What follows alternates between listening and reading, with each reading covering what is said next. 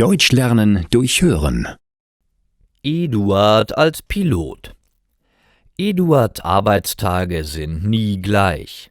Als Pilot hat er ein aufregendes Leben. Heute fährt er erst am Nachmittag zum Flughafen.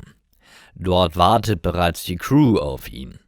Sie tragen alle eine Uniform und gehen gemeinsam ins Flugzeug. Das große Flugzeug parkt schon am Gate. Viele Leute kontrollieren es. Ein Mann in einer orangefarbenen Weste tankt das Flugzeug mit Benzin. Ein anderer schaut sich das Flugzeug genau an. Es darf keine Schäden haben. 2 junge Leute laden die Koffer in den Stauraum. Alles muss perfekt sein, bevor es wieder in die Luft fliegt.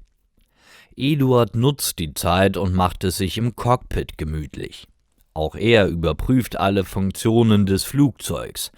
Er spricht mit der Crew. Er kennt den Co-Piloten, aber die Flugbegleiter kennt er noch nicht. Er stellt sich vor.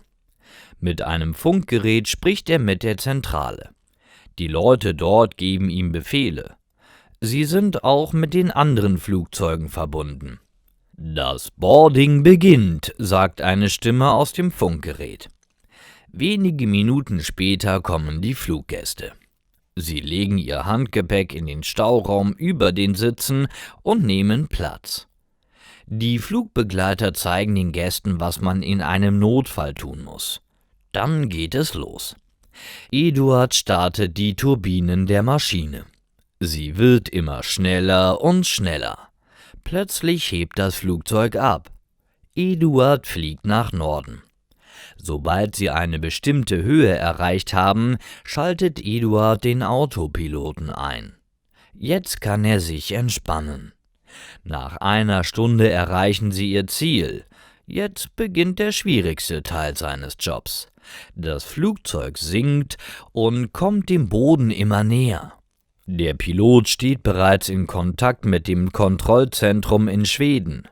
»Sie können landen«, sagt ein Mann. Darum fliegt Eduard direkt zum Flughafen.